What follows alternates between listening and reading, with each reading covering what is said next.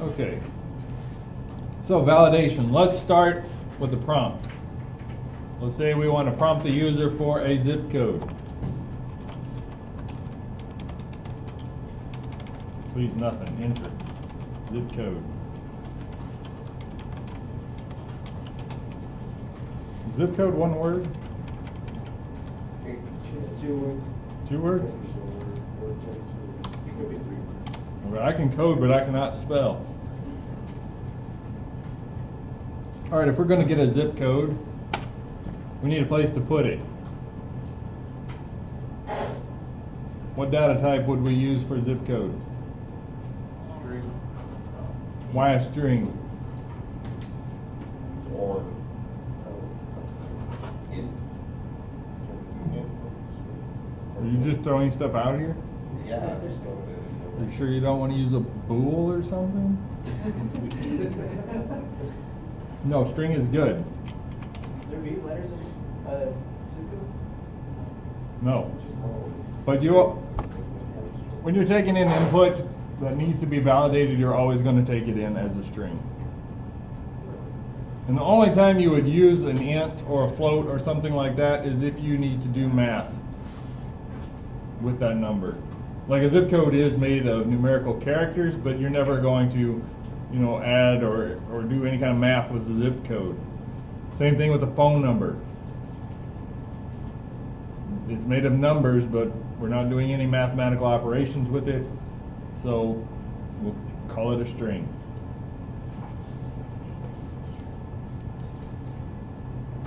So to use strings, we need to come up here and include string.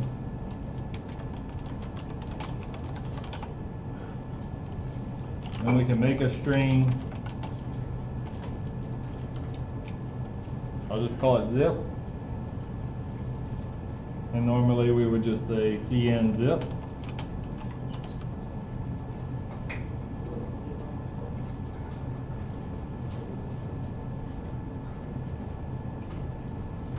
And that's good if we don't care what they type. But this setup, I can type in anything and it may not be a valid zip code. So we want to validate that. We want to make sure that whatever they type in is numerical. We want to make sure it's 5 letters long, 5 characters long. So those are the 2 things we want to check for. Do we need to check for anything else? Are we going to check the length? They just said 5 characters long. Okay, yeah. That is the length. Yes, you're right, Hans.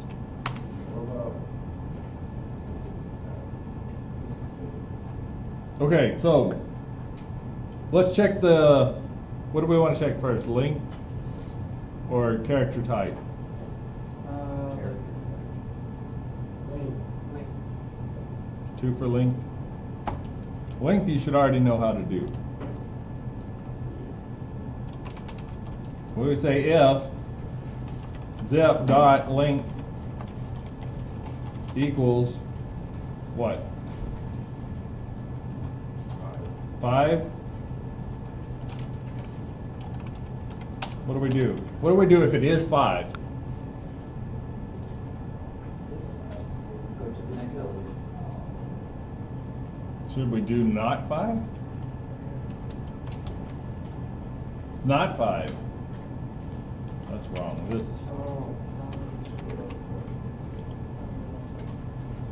Maybe this is a better approach. We could do an error, cout error must be 5 digits long.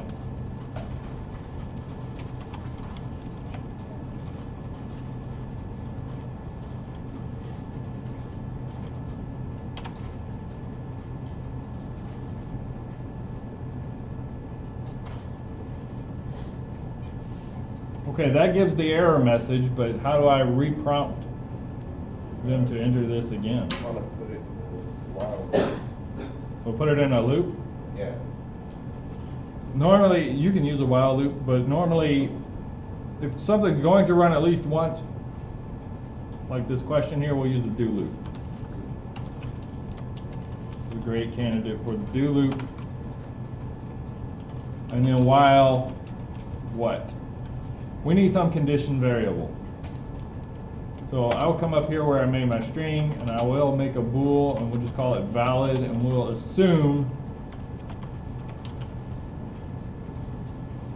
that they have entered valid information, or you can assume they've entered false information. We'll loop this thing while their response is not valid. So I put the little exclamation point in front of there that says not valid. While we are not valid, we will continue looping this question, getting that input, checking it, and making sure it's correct. If you want to write this like a noob, you can say while valid equals false. That's the same thing.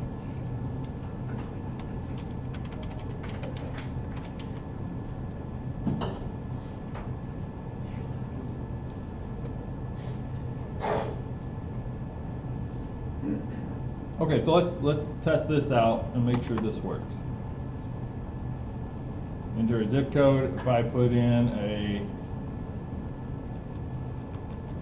4 digits, error must be 5 digits long. Okay, that didn't work. What do I need to do? We set it to false. So what? We didn't set valid to false. Okay, so yeah, if it fails this test here, we have to change our bool. Valid equals false. What else?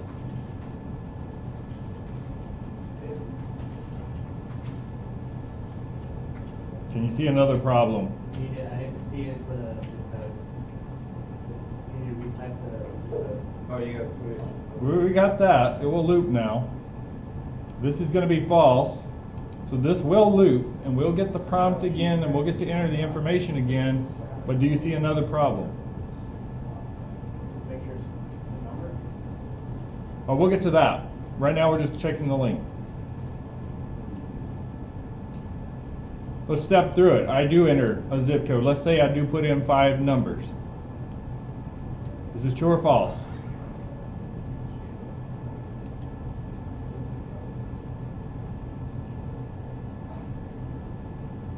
I put in 5, so this is going to be a 5. You don't. 5 does not equal 5. That's a false statement, so we're going to skip all of this. The reset valid.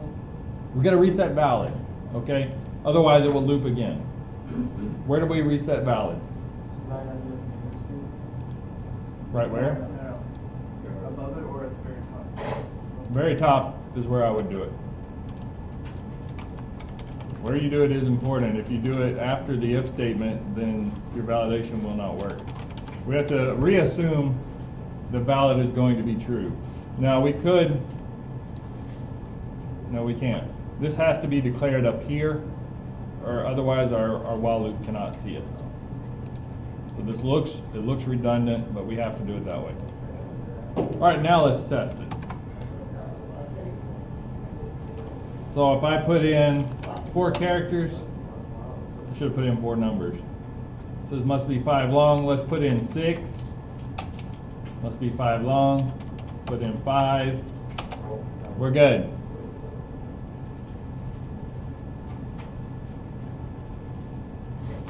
All right, so length has been validated. But now we said we do want to make sure that they are putting in all numbers, no letters, no symbols. So we have a function for that. It's called isDigit. If. Now isDigit will return true or false, so we'll say if not isDigit.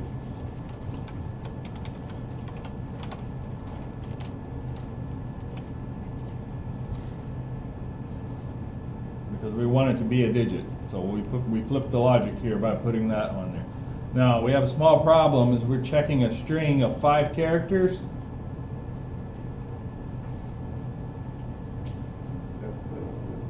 If digit only accepts a single character, it can only check 1 letter at a time. We'll put it in a loop. What kind of loop? For loop. We already know it's 5 long. If we made it this far. Hopefully.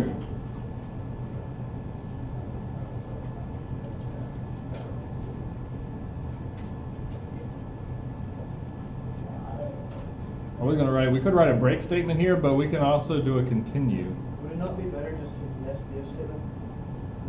Nest it? So Where? Show, like inside the digit, inside the length one. Because if you don't, wouldn't it show 2 error messages if you got the other one?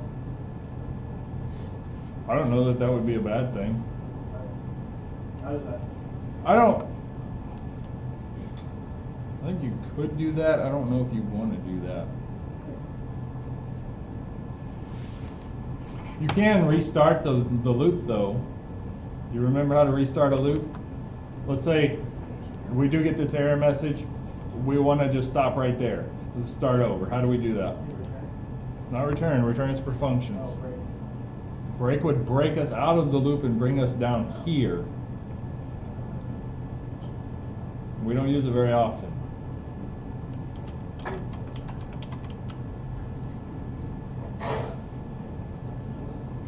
Continue. Take us back to the top of the loop.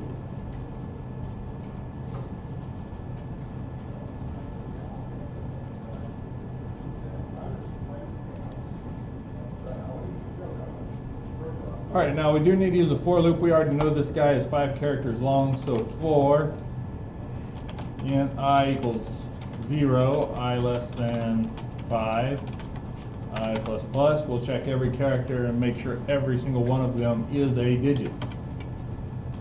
So, digit's going to take a character. How do I access a character in my string called zip?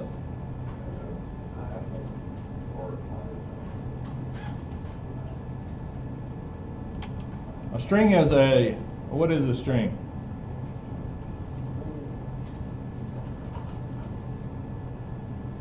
Under the hood, a string is an array of characters, right? We've got, we said we had 5 in here. Element 0, 1, 2, 3, and 4. And then here exists our, hopefully our numbers. You know, maybe they didn't make them all numbers. Size? Hmm? Is it size? No, it's brackets. Oh. It's an array. A string is an array of characters. Each character has an element number. We're going to check each one of those. So we can say zip, put brackets on the end of it. We could specify a specific one, but since we're running a for loop, I will start at 0 and it will go through 4 and it will check every one of those characters. So that's what we're doing here.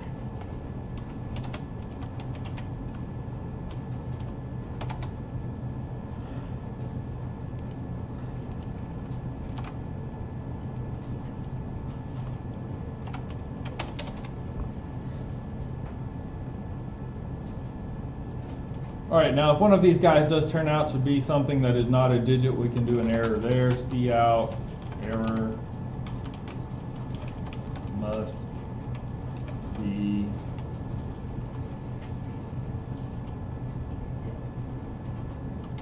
all digits. I don't know. Some error message indicating that, you know, letters are not acceptable.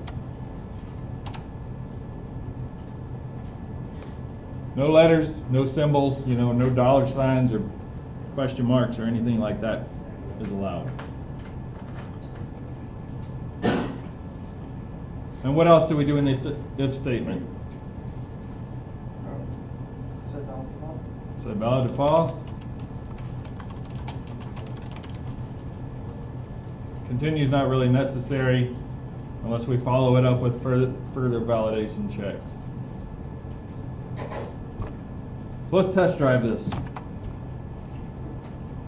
All right, first I'm going to make sure my first check is still working correctly. I'm going to put in something that's not 5 long.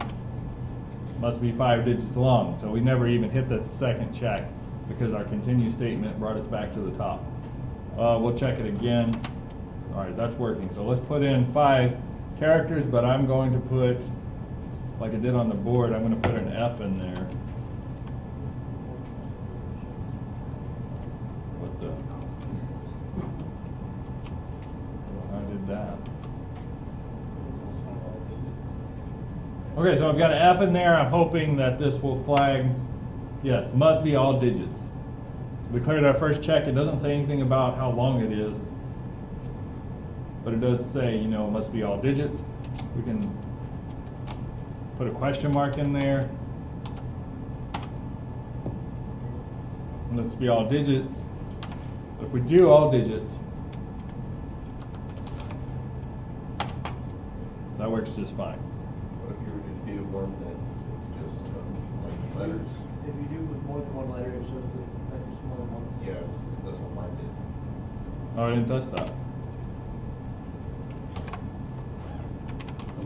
Okay, so you're saying if we do all letters, Yeah. It shows it for however many letters there are. ooh, yeah, that's bad. Approved. Okay, so we do want to continue at that point. That will fix this, right? Oh wait, no, we're in a for loop. If we continue from here, we can break. Here we can break. If we did continue, it would just restart the for loop, and we don't want that. But we can break out of the for loop. We're still in the while, and because it is the last check, valid will be false. We'll loop back around. That should fix that. So hopefully, must be 5 long, must be all digits, and we only see the error message once. And yeah, that works pretty good. It's a good call. You do want to check these. You see why we check it multiple times, and even I missed that last error there. You want to thoroughly test your program, any program, but especially one with validation. Remember, the whole point of validation is to make sure you're getting accurate information. So if you kind of like halfway do this, I will reflect your efforts on your grade. So zip code is pretty simple. You've only got 2 checks there. You're checking for the length and you're checking to make sure they are all numbers.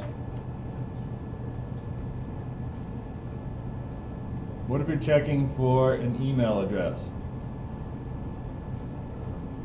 I'm going to tell you the email address is probably the hardest one to validate. You want to make sure they have that at.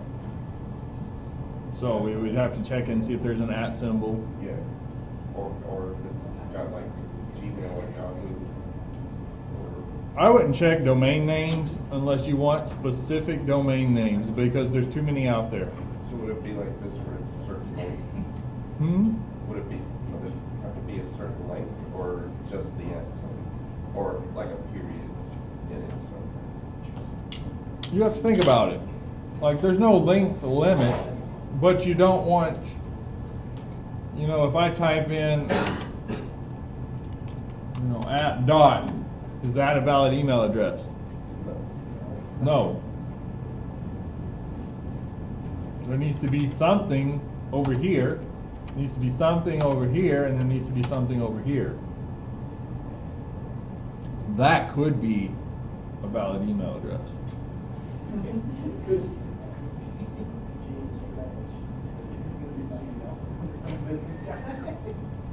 Probably isn't. This would probably be a .org or a .edu or .com or something, but doesn't have to be. I think .cs or .it and things like that are valid. But validating the email address is some work.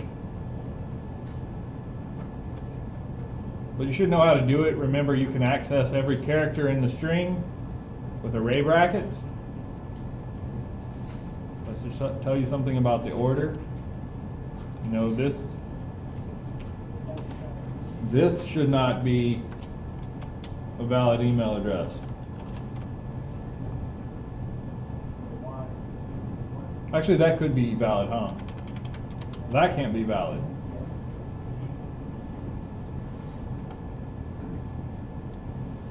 So the order is important. Lots of work to validate an email address. A couple of pages, I think. We have two other functions though that you can use to check things. We have isDigit, that will make sure it is a number. We have isAlpha. The letters. You use it the same way. You type in your string, you give it, an index, or if it's in a for loop, you can put I in there, and it will scan them all. And it's going to return true if it is a letter, capital or lowercase letter. Any of these things are not letters, so that would return false. Digits will return false, but your letters will return true. And then if you don't want any symbols, now it could be a letter or it could be a number. What might you be validating if it contains both? Well, that's the function. Is alnum, that will make sure no symbols are in there, but what are we validating? Password. Well, you might want symbols in a password.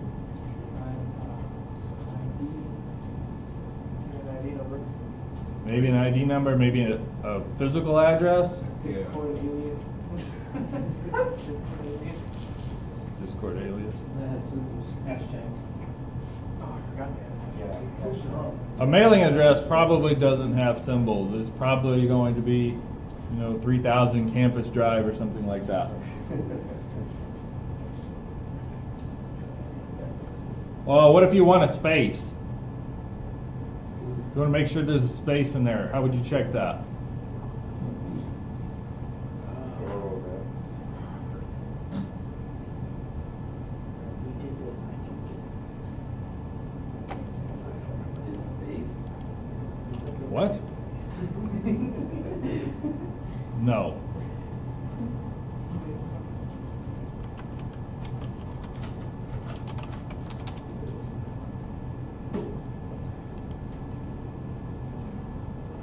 Isn't there like an ASCII code for the space? Yeah, there's an ASCII code for the space.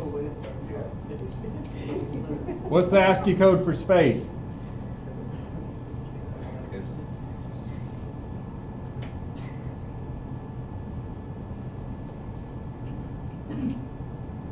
It's just space. Or like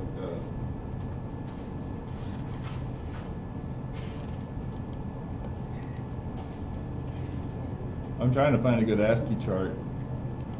isn't the.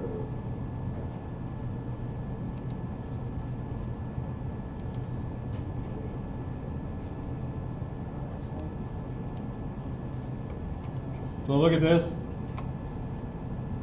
You should have this one memorized. 32 space.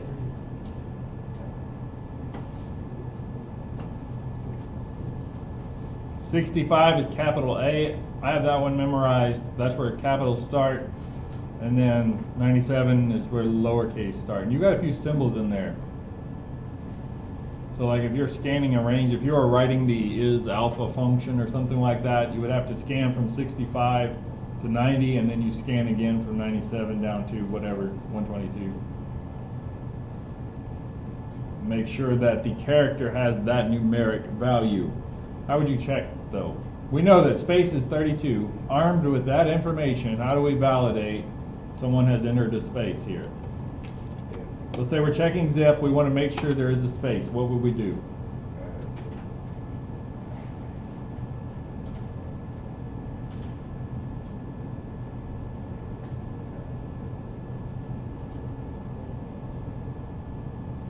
Put it in a for loop again? Okay, if you want to scan the whole thing, you would need a for loop. But how do we check? I mean, we've got a for loop up here. Let's say we weren't doing isDigit. Let's just say we want to make sure there is a space in there. How would we do that? Let's change it. Must contain a space. We're not doing isDigit. We're going to do some other check. What is it?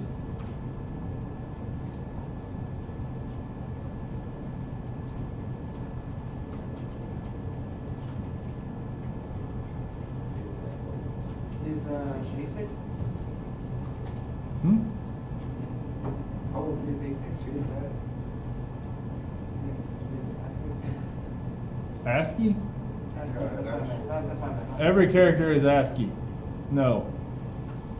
We know space is 32. What does that mean? How do we use that in the code?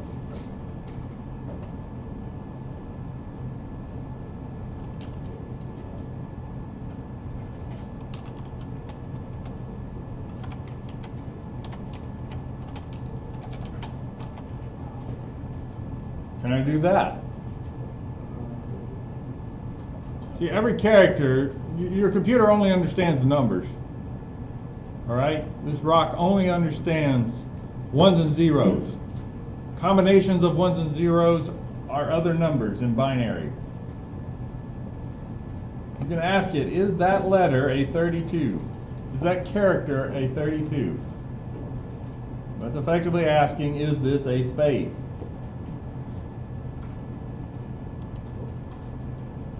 Now my logic is wrong here. This is saying if it is a space, then I will give this error message. How do we flip this around?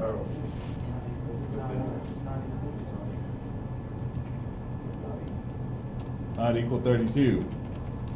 But this is going to flag it every time.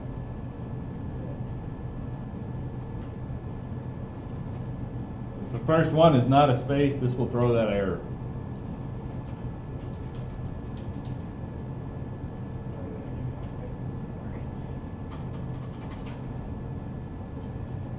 Now, one way of doing this is to set up another bool.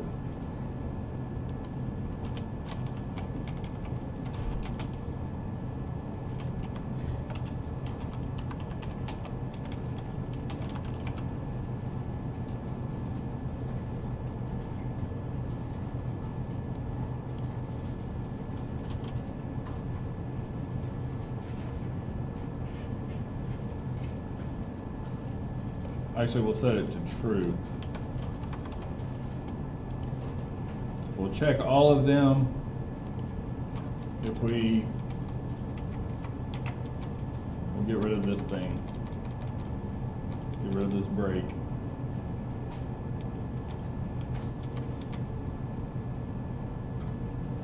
We'll even get rid of this.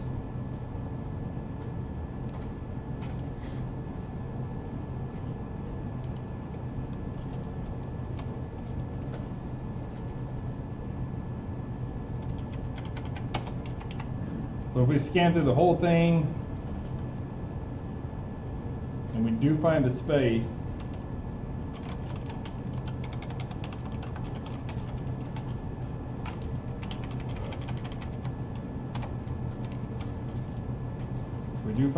found space equals true, and we'll make our default false. I don't know, you can flip this logic around any way you want to. It's just a matter of lining it all up when it's done, but I think that works. We're going to assume that it's false. We're going to scan the whole thing. So this needs to come out of that for loop. If we do find a space, we'll say it's true. Otherwise, it will remain false. And then after our for loop down here, we can say if we did not find a space,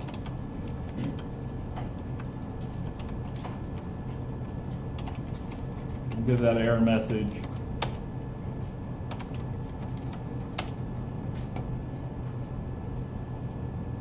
The scope is bad. I have to move this up out of the for loop.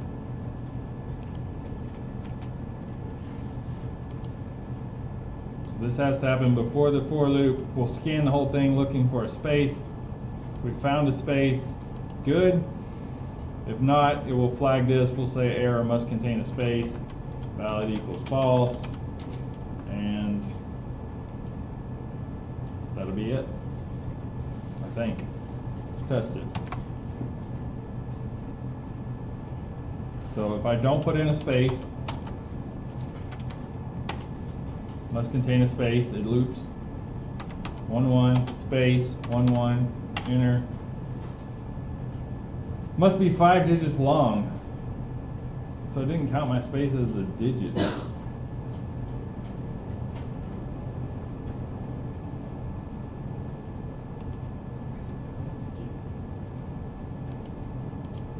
So up here,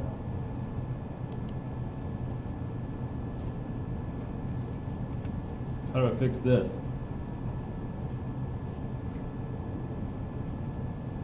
Or do I check for space first?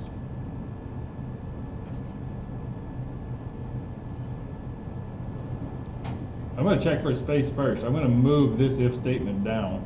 I think that's the easiest way to fix this. And then I'll put my continue right here.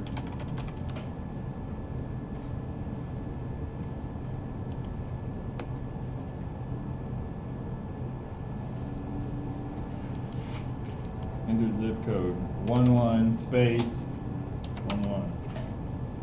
Broke it. Not. What the heck?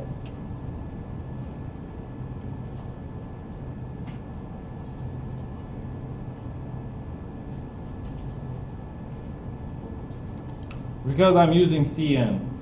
That was the mistake. What's the alternative? Get line. Get line gets 2 arguments. Will it work? CN and zip. Is that right? Yeah. Alright, let's try this. 11 space 11. Must contain a space. I put a space. Why is it angry? Found space equals false. Zip sub I equals 32. Found space equals true.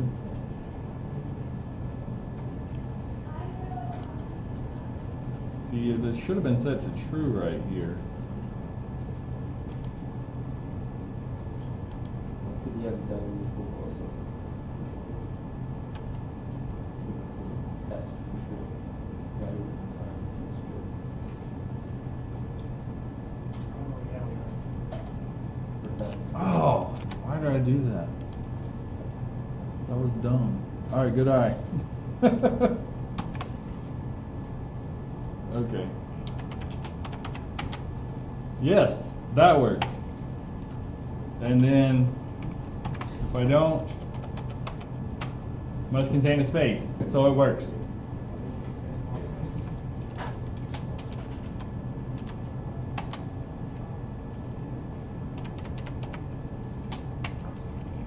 There we go. So there's some examples of validation. You want to know how to use the ASCII table, know that every character has a numeric value. Another way of doing this, you could do that in single quotes. You can put any character in single quotes and it will check it for that. Don't do double quotes because it thinks double quotes is a string and you're looking at specific characters. But single quotes, you can put anything in there and it will check for that. So if you wanted it to have a dot or an @ symbol or something like that, you could scan it this way and you don't have to look up the ASCII code.